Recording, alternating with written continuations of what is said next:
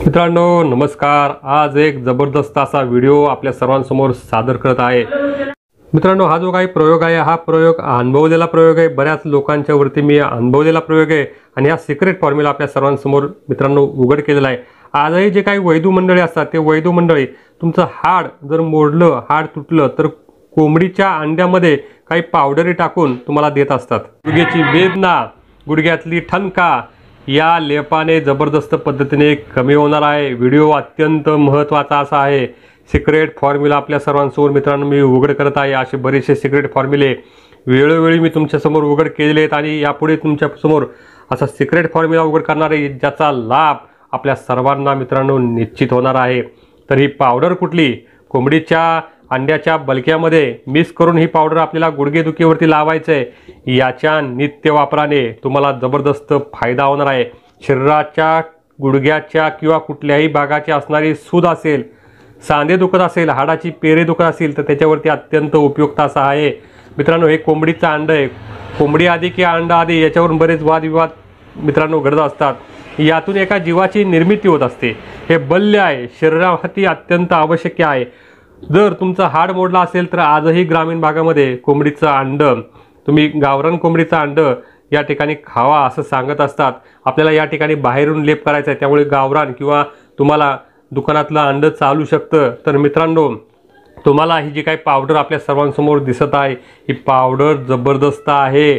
जबरदस्त पद्धतीने वेगवेगळ्या आजारामध्ये याचा मी वापर करत असतो। तर मित्रांनो या पावडरीचं नाव काय आहे ते तुम्हाला सांगतो। याचं सुरंजन असे म्हणतात, काश्मीरमध्ये होते, आपल्याकडे इराण पार्शियात या भागातून आयात केली जाते।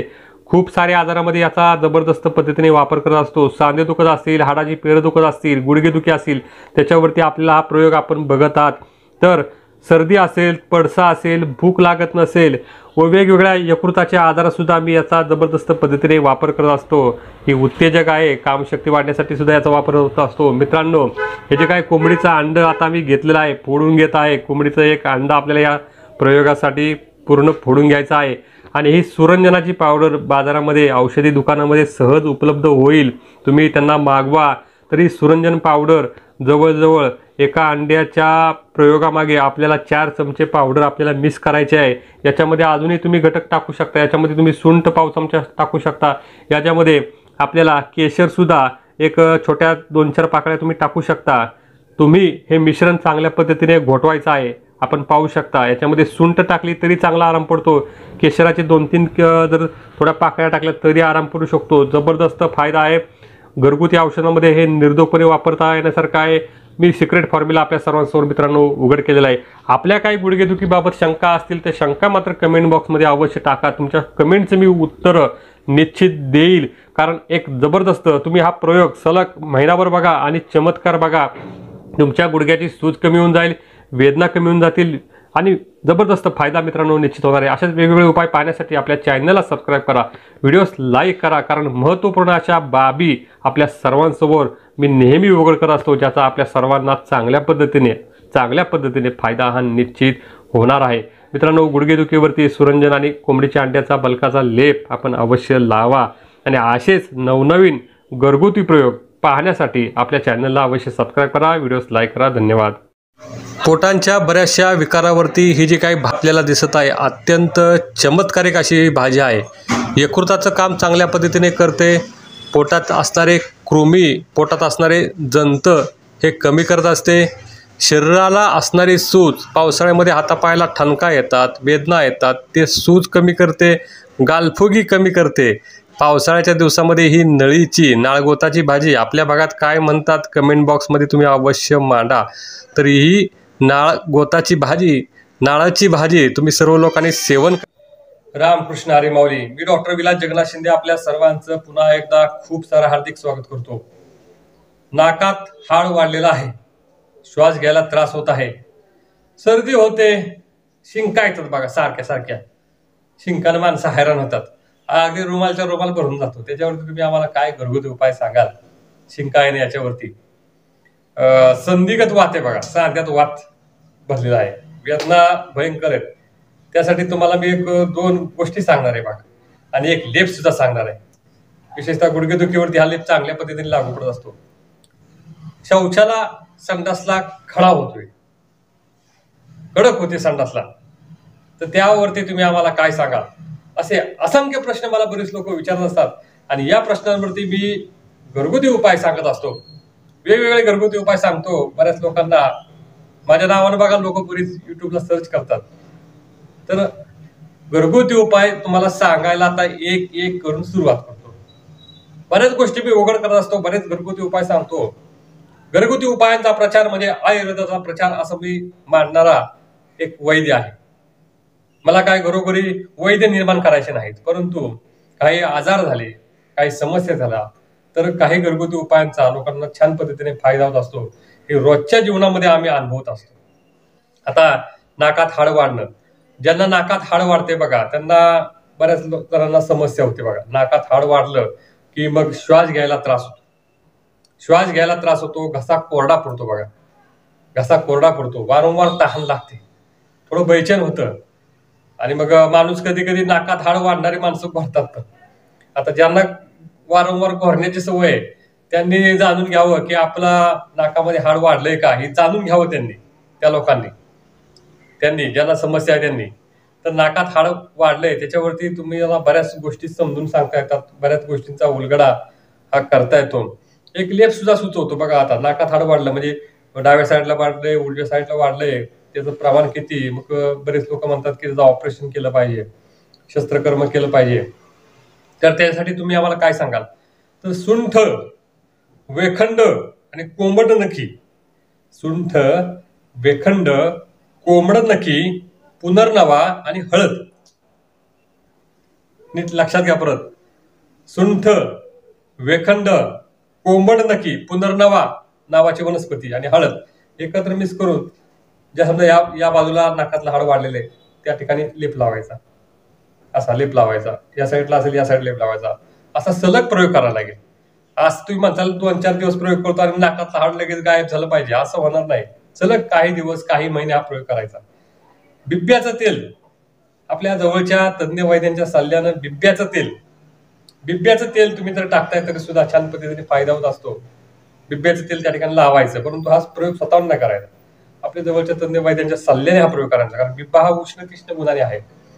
आपलं घरी तूप, त्याच्यामध्ये थोडी दुर्वा टाका, थोडी हळद टाका, डाळिंबाची फुलं टाकली, सोनचाफ्याची फुलं टाकली की सिद्धा तूप तयार होऊन जाईल. आणि हे तूप 2-2 थेंब टाकलं तरी सुद्धा एकदम श्वास मोकळा होतो, श्वास घ्यायला त्रास होते. हे काही लक्षण असेल, लक्षण कमी होत असतं. असे बरेच घरगुती उपाय मी सांगत असतो बघा. आता सर्दी होते, आता पावसाळ्याचे दिवस आहेत आणि सर्दी झालं नाही असं शक्यतो होत नाही. बऱ्याच लोकांना सर्दी, थोडं वातावरणात बदल झालं, पाण्यात बदल झालं, एसी मध्ये बसलं, थंड वारा लागला की बऱ्याच लोकांना सर्दी होत जाते. ज्यांना वारंवार सर्दी होते, ज्यांना वारंवार शिंक्या होतात, सारखं शिंकताय, सारखं सर्दी होते, त्यांनी कानामध्ये कापूस घालायची सवय ठेवायची नित्य नियमाने. वयस्कर माणसं बघा मुफलर गुंडळायची, पागोटं लावायची. आता तरुणांना सांगितलं तुम्ही पागोटं लावा, मुफलर लावा, तर माणसं म्हणतात आमचं काय म्हातारं आहे का आम्ही. परंतु आपल्या कानाचं संरक्षण होतं, कानाचं संरक्षण होतं. तर सर्दी झाली तुम्ही आम्हाला काय सांगाल? नाक चोंदते बघा, शिंका येतात, डोकं जडजड वाटतं एकदम, आणि सर्दी असेल त्यावेळेला डोळे जरा लाल पण होतात, लालसर डोळे होतात बघा. बघा की आपल्या सर्दी झाली की आपण बघा डोळे लाल होतात बघा. मग बरीच लोक म्हणतात आम्हाला धुळाची ऍलर्जी आहे, आम्हाला थंड पाण्याची ऍलर्जी आहे. हे आपलं शरीर बदलत्या ऋतुमानानुसार आपलं शरीर साथ देत नाही. पाणी पण पचवायला लागतं, पाणी पण पचवायला लागतं. सांगितलं तर मला आश्चर्य वाटेल. त्यामुळे पाणी उकळून प्या असा सल्ला दिला जातो. त्याच्यामध्ये वारंवार ज्यांना सर्दी आहे त्यांनी पाण्यामध्ये आलं, अद्रक थोडंसं टाकायचं, उकळायचं आणि ते पाणी प्यायला द्यायचं. त्याने पाणी हे हलकं होतं, म्हणजे वारंवार सर्दी प्रकार होत नाही. सर्दीमुळे डोकं दुखत असेल, या भागात जर डोकं दुखत असेल आणि सर्दी असेल तर कफसंचिती होण्याची दाट शक्यता असते. मग त्यावरती तुम्ही आम्हाला काय सांगाल? सुंठ पावडर घ्या वाटीमध्ये, त्याच्यामध्ये थोडी हळद टाका, पेस्ट तयार करा आणि असा लेप लावा या भागामध्ये. असं या भागामध्ये लेप लावा, त्याने सुद्धा डोकं दुखायचं थांबून जातं. हा साधा उपाय बऱ्याच लोकांना मी सांगत असतो बघा. काळं मिरी माहिती तुम्हाला? काळं मिरी मसाल्यातील पदार्थ. काळ्या मिरी आपली टाचणी घ्या, सुई घ्या, टोकादार असं, आणि काळा मिरी ठेवायची, जाळायची बघा. थोडा धूर जर हळूवारपणे घेताय तरी सुद्धा सर्दी, शिंका, डोकंदुखी कमी होते. परंतु हळूवारपणे, जोरात थुंकायचं नाही, ठसका लागेल. दुसरा एक प्रयोग सांगतो सर्दीवरती, नामचीन प्रयोग आहे, आजीबाईच्या बटव्यातील नामांकित असा प्रयोग आहे, एकदम खास प्रयोग आहे. प्रयोग सांगतो बघा तुम्हाला. काय करायचं, मोहरी घ्यायची, मोहरी चमच्यावर मोहरी घ्या, पाटावर उंटा असतो आपला, पाटावर उंटा वाटायचं, असं थोडंसं वाटायचं आणि कपाळावरती, समजा सर्दीमुळे डोकं दुखते, कपाळ किंवा या भागामध्ये एक फडकं ठेवायचं, फडक्यावरती वाटून गोळा तयार करायचा मिरीचा, आपला ह्याचा मोहरीचा, आणि लेप 1-2 मिनिटं ठेवायचं, जास्त वेळ ठेवायचं नाही, कारण मोहरी उष्ण तीक्ष्ण गुणाची असते बघा, ॲलर्जी सुद्धा बऱ्याच लोकांना होते मोहरी. तर फडक्यामध्ये ठेवायचं आणि काढून टाकायचं, त्याने सुद्धा सर्दी वारंवार होणे हे प्रकार कमी होत असतो. आता संधिवातावरती तुम्ही आम्हाला काय सांगाल, सांधं दुखतात त्याच्यावरती तुम्ही आम्हाला काय सांगाल? तुम्हाला मी, ज्यांना सांधं दुखतात त्यांनी 2 गोष्टींचा आहारामध्ये वापर करायला सुरुवात करावी. लसूण, आपलं लसूण लसणाचा आहारामध्ये समावेश करा, जास्तीत जास्त थोडासा लसणाचा वापर करा. आणि आपलं हुलगा असते बघा, हुलगं माहिती तुम्हाला, हुलगं, कुळीत हुलग्याचं कडण 8 दिवसातून एकदा, 15 दिवसातून एकदा घ्यायचं. कसं घ्यायचं तुम्हाला सांगतो बघा. हुलग्याची पावडर करा, हुलगा जरा गरम करून त्याची पावडर करायची, मिक्सरला बारीक करून 1 कप पाण्यामध्ये 1 चमचा हुलग्याची पावडर टाकायची, त्याच्यामध्ये थोडंसं आलं टाका, थोडंसं जिरं टाका, सैंधव टाका आणि फोडणी द्यायची. फोडणी दिल्यावर आणि उकळवायचं चांगलं पाणी 5 मिनिटं, नंतर गाळायचं. आणि हे गाळण जर तुम्ही हुलग्याचं पाणी पिताय तरी सुद्धा बऱ्याच जणांना संधिवात, गुडघेदुखी, सांधेदुखी, सांधीची वेदना, गुडघ्याची वेदना कमी होत असते. बरीच लोक आम्हाला म्हणतात लेप सांगा, आम्हाला काय सांगा.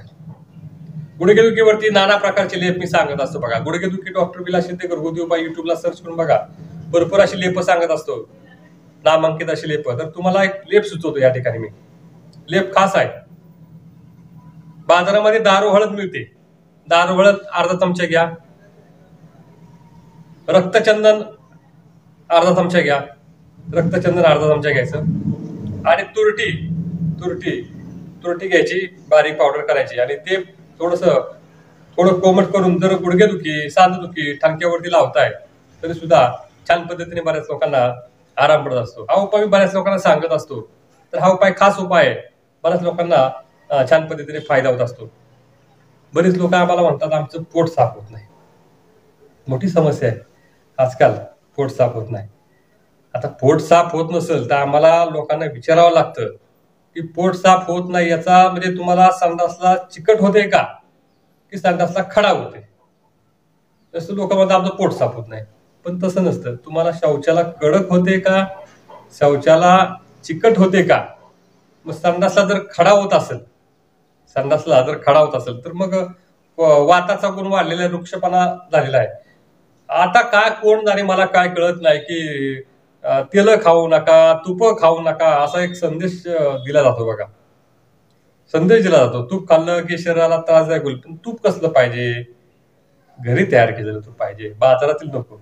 तर घरचं तयार केलेलं तूप म्हणजे दुधाचं, दह्याचं तुमचं ताक काढून लोणी कडून तयार केलेलं तूप, हे तूप औषधी असते आणि तूप हे पोटामध्ये गेलंच पाहिजे. विशेषतः लहान बाळांना, विशेषतः मोठ्या वयस्कर जी काही मंडळी आहेत आपल्या घरातील, त्यांना शरीरामध्ये, पोटामध्ये तूप गेलंच पाहिजे. आजकाल तेल खाऊ नका, तूप खाऊ नका, हे खाऊ नका, ते खाऊ नका असा सल्ला दिला जातो. तर तुम्ही तूप खावावेत. 1 चमचा तूप आपल्या शरीरामध्ये, किमान 1 चमचा तूप आपल्या शरीरामध्ये गेलं पाहिजे, पोट चांगल्या पद्धतीने साफ व्हायला. शौचाला जर खडा होत असेल तर फायदा होत असतो. दुसरा तुम्हाला उपाय सांगतो बघा, साधा उपाय आहे.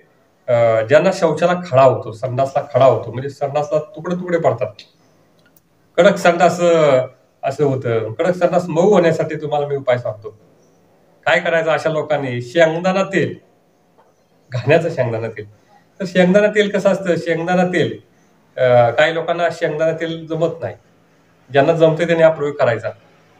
2 चमचे शेंगदाणा तेल थोडं कोमट पाण्यात टाकून रात्री झोपताना घेतलं तरी शौचाला अशी मोकळी होते, संडासला कडकपणा होत नाही, आणि दम लागत असेल, दम लागायला लोकांना सुद्धा फायदा होत असतो.